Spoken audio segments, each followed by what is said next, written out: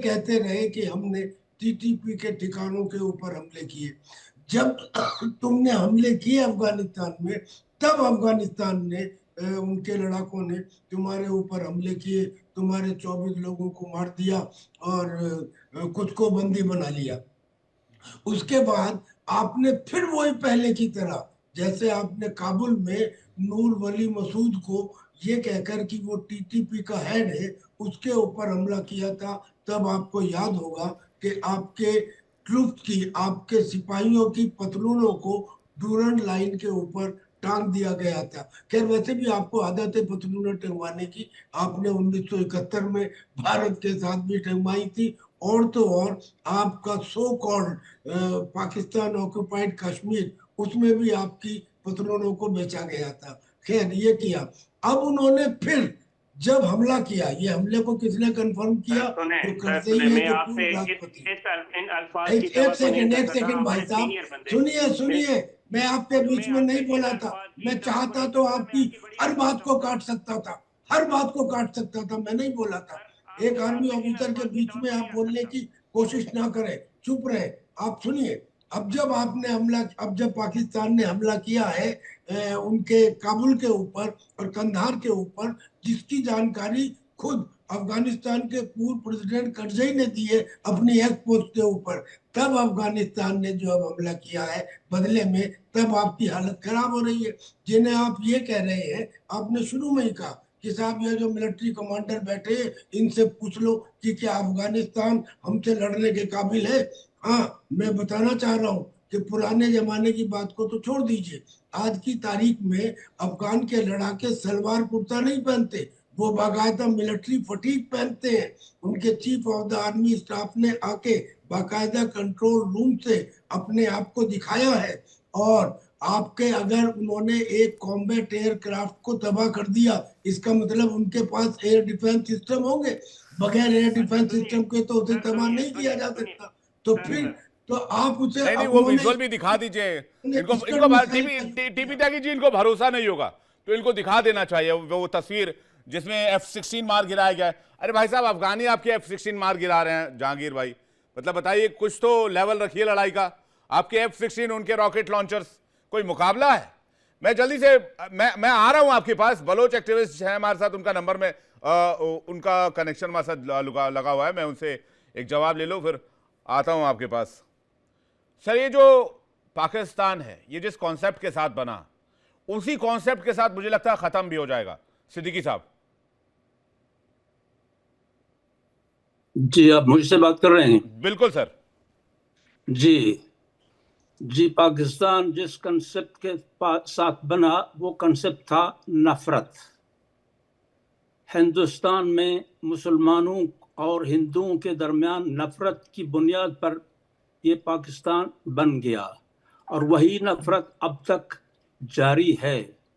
और अब जो इन्होंने अफगानों के खिलाफ जंग शुरू किया है, ये उनकी नफरत की जो नजरिया था, बुनियाद था मुल्क बनाने का, उसकी तबाही का आखिरी शायद अंजाम होगा। पाकिस्तान की अस्करी क़यादत ने गुज़श्ता कई दहाइयों में 12 ऐसे फैसले किए जिन्होंने मुल्क को कमज़ोर किया, दाखिली तौर पर भी और ख़ारजी तौर पर भी। इलाकाई महाजों को भड़काया और इलाकाई सतह पर पाकिस्तान की पोजीशन को गैर मुस्तहकम किया। कमज़ोर दाखिली हालात, माशी बहरान, सियासी इंतशार और मुतअद्दिद महाजों के बावजूद इन्होंने अब अफगानिस्तान के साथ महाज़ाराई छेड़ दिया है। ये इंतहाई गैर दानिशमंदाना फैसला है। ये हकीकत सब पर वाज़ेह है कि पाकिस्तान की अस्करी क़यादत ने अक्सर फैसले बैनुल अक़वामी ताकतों की खुशनुदी के लिए किए हैं, न कि अपने मुल्क के हकीकी मफाद के लिए। अफगानिस्तान के साथ इस वक्त इनकी महाज़ाराई सिर्फ अमेरिका को खुश करने के लिए है, जो कि सरासर पाकिस्तान के मफाद के खिलाफ है। और अफगानिस्तान का के साथ कशीदगी पाकिस्तान के लिए इंतहाई गैर मुनासिब और इंतहाई नुकसानदेह है। और अफगान की जंगी सलाहियतों को नज़रअंदाज करना कतअन गैर दानिशमंदाना अमल है। अफगान सोवियत यूनियन जैसी सुपर पावर को शिकस्त दे चुके हैं। 20 साल तक अमेरिका और नेटो अफवाज का मुकाबला नहीं, आप ये कह रहे हैं कि अफगानिस्तान को हल्के में लेना ये पाकिस्तान की बहुत बड़ी गलती हो सकती है, राइट? बड़ी बात गलती सही है, है, बिल्कुल सही है, मैं आपकी बात से सहमत हूं। अमेरिका 20 साल तक तालिबान से जंग नहीं लड़ पाया, नॉर्दर्न अलायंस के साथ मिलकर वो तालिबान को नहीं हरा पाया, तो फिर पाकिस्तान किस खेत की मूल्य? मैं हिमांशी जी का एक रिएक्शन चाहूंगा, फिर जहांगीर जी आपके पास आ रहा हूं। हिमांशी जी। जी नमस्कार, जय हिंद। देखिए, हमारे यहाँ कहावत होती है, विनाश काले विपरीत बुद्धि।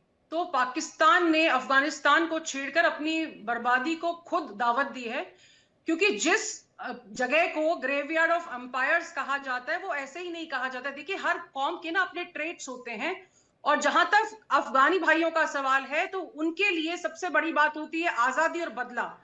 वो कभी भी अपनी शिकस्त से पहले अपनी मौत को गले लगाना पसंद करते हैं। और जहां तक देखिए, अगर आप स्कूलों पे, मदरसों पे अगर अटैक करेंगे, वो भी रमजान जैसे पाक महीने में, तो रिटेलिएशन तो 100% आएगा, जिसमें आप बच्चे और बूढ़ों को मार रहे हैं। तो कोई भी जो खुद मुख्तार कौम है वो उस चीज को एक्सेप्ट नहीं करेगी। और जहां तक देखिए, मुझसे पहले मेरे जो पाकिस्तानी जो पत्रकार हैं वो कह रहे थे कि बहुत ज्यादा उन्होंने खाना खिलाया है अफगानिस्तान को। तो 50 लाख जो शरणार्थी अफगानिस्तान से आए थे उनके लिए तो इन्होंने यूएन से अरबों डॉलर की बहुत हेल्प ली थी, लेकिन उसका ज्यादा हिस्सा तो जनरलों की जेब में चला गया। मैं जानना चाहती हूँ कितना इंफ्रास्ट्रक्चर उन्होंने डेवलप किया है अफगानिस्तान के अंदर, कितने school, colleges, hospitals, roads, highways, और इन्होंने वहां पे और बड़ी चीजें, एग्रीकल्चर डेवलपमेंट करने की कोशिश की।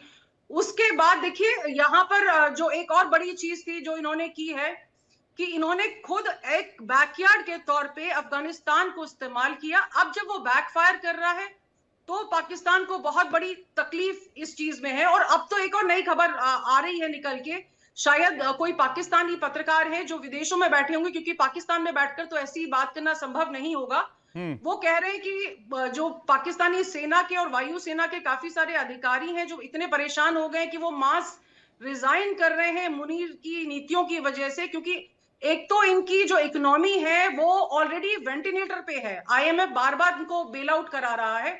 दूसरा, जो इंटरनल क्राइसिस चल रहा है, चाहे केपीके में हो, सिंध में हो, और बाकी सारी चीजें चल रही हैं, और उसके बावजूद ये एक फ्रंट खोल देते हैं अफगानिस्तान के साथ में, जब इनको पता है कि भले ही इनके पास F-16 हो, JF थंडर हो, लेकिन आज तक कोई भी अफगानिस्तान को उसकी जमीन पे परास्त नहीं कर पाया। आप ऊपर से हमला करके अपनी जगह वापस लौट जाएंगे, लेकिन जमीन पे अगर आपको कंट्रोल करना है तो आपको बूट्स ऑन ग्राउंड चाहिए।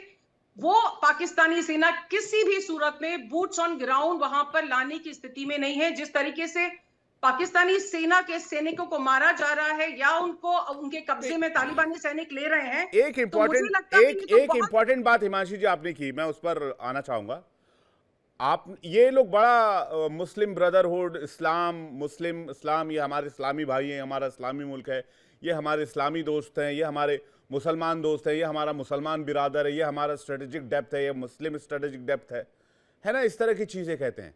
लेकिन आपने जो बात कही, कितनी इंपॉर्टेंट बात कही कि रमज़ान जैसे पाक महीने में भी इन लोगों ने मुसलमानों को नहीं बख्शा और महिलाओं और बच्चों के कत्लेआम किए, और फिर खुद को कहते हैं हम पाकिस्तान है।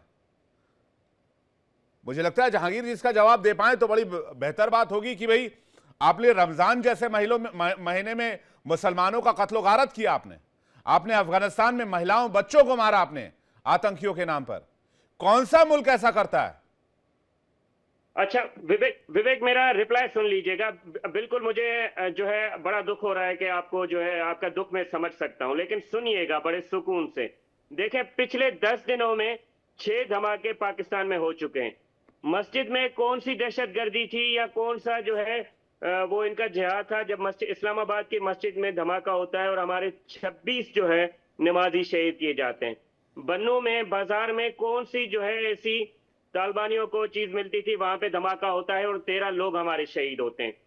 एक हमारा कर्नल फैमिली के साथ जा रहा था। अरे भाई साहब, तो आम का पेड़ लगाना था ना, बबूल का पेड़ लगा के क्यों बैठे थे आप? अब तो बबूल के झाड़ पे ही बैठना पड़ेगा ना, आम तो मिलेगा नहीं जहांगीर भाई। विवेक भाई मैं भाई साहब, जो मुल्क टीटीपी बनाए, जो मुल्क तालिबान बनाए, जो मुल्क अलकायदा बनाए, जो मुल्क जैश ए मोहम्मद बनाए, जो मुल्क लश्कर तैयबा बनाए, वो मुल्क इंसानियत की उम्मीद कैसे कर सकता है? मैं तो यही बात नहीं समझ पा रहा हूं। नासिर भाई एक सेकंड दीजिएगा, मैं आ रहा हूं, एक बार इनका जवाब पूरा हो जाए। आप खुलकर बात कीजिए, मुझे कोई एतराज नहीं है, मैं चाहता हूं खुलकर बात होनी चाहिए। सुनिए तो तालिबानियों ने ऐसा क्या घोल के पिला दिया है कि इजराइल में इंडिया का प्राइम मिनिस्टर बैठ के कहता है Israel father of the India, India is the mother of Israel, और फिर लड़बड़ा गए, फिर लड़बड़ा गए। अरे भैया, मैं लश्कर तैयबा की बात कर रहा हूं, मैं जैश ए मोहम्मद की बात कर रहा हूं, मैं अलकायदा की बात कर रहा हूं, ओसामा बिन लादेन की बात कर रहा हूं। आप फिर लड़बड़ा के आप चले जाते हैं इजराइल। आप पाकिस्तान में आइए, पहले पाकिस्तान के मसले को समझते हैं, उसके बाद आप विदेश भ्रमण कीजिएगा। आइए, रिटर्न टू पाकिस्तान प्लीज, कम आइए, पाकिस्तान पहुंचिए। एक रिस्पॉन्स देना चाहूंगा मैं मैडम को। मैं इनको बड़े जो है इनके ब्लॉग्स भी पढ़ता हूं और बड़ा इनको फॉलो भी करता हूं एज स्ट्रेटेजिक एक्सपर्ट। देखिए मैडम, जो भी आपने दुनिया जहां की मिसाल दी, यूएसएसआर की दी, यूएसए की दी, यूके की दी, देखें जो अफगानिस्तान है वो अपनी ड्यूरेन लाइन को मानता ही नहीं है कि ये हमारी कोई ड्यूरेन लाइन है, ठीक है। और दूसरा, जब हमने हमला किया था वहां से पाकिस्तानी कार, जिसको CNIC कहते हैं, NIC कहते हैं, वो आपके टीवी चैनल ही दिखा रहे थे, ये देखें पाकिस्तान ने इतना जुल्म कर दिया।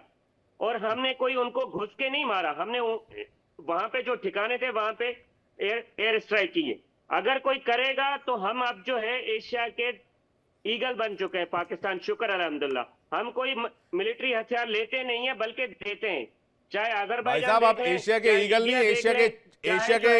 एशिया के च्युइंगम बन चुके हैं आप एक तो आप चिपक गए हैं एशिया में जबरदस्ती।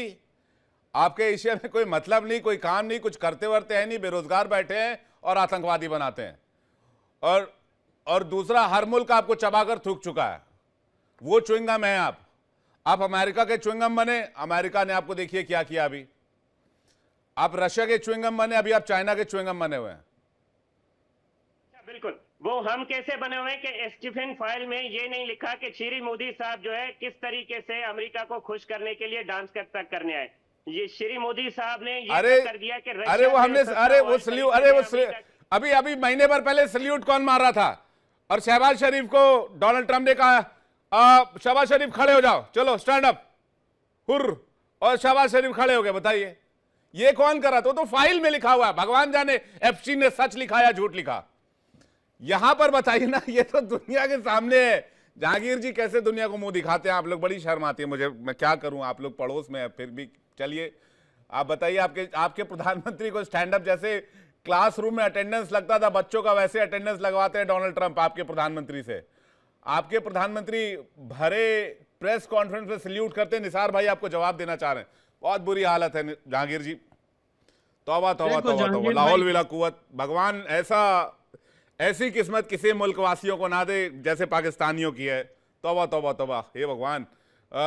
निसार जी कुछ कह रहे हैं, उसके बाद मैं टीपी त्यागी सर आपके पास आ रहा हूँ। बड़ी बुरी हालत है निसार भाई, बहुत बुरी हालत। जहांगीर भाई जो बहन मुसलमान की बात किया कि रमजान में ये लोग अटैक किया, मैं पाकिस्तान को अच्छी तरह जानता हूँ, पाकिस्तानी वो काम के लिए अच्छी तरह जानता हूँ। ये लोग इस्लाम से फायदा उठाना जानता है, उस इस्लाम को इज्जत कराना नहीं जानता है।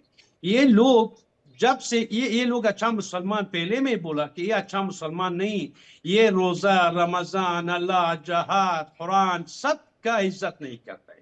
देखिए जब ये बोला कि मस्जिद में कान ब्लास्ट करता है, यही वहशत, यही मस्जिद में ब्लास्ट कराने में मुजाहिदीन और तालिबान को आपका आईएसआई और आपका फौजी लोग सिखा दिया कि 20 साल हमारा रिपब्लिक दौर में था, इसी पाकिस्तान से यही तालिबान आ रहा था और अफगानिस्तान में मस्जिद के अंदर ब्लास्ट किया, कुरान शरीफ के अंदर बम रखा, ब्लास्ट किया, ट्रेनिंग लिया था पाकिस्तान आईएसआई और फौजी से। यही वहशत आपके फौज और आपका आईएसआई लोग दिया था कि अभी आपकी गिरबान में आया। दूसरी बात, आपकी याद है पश्तूनों के मस्जिद में आपके फौज कुत्ता बांधा था मस्जिद के अंदर और पश्तूनों को बोला था कि आपसे एक कुत्ता अच्छा है।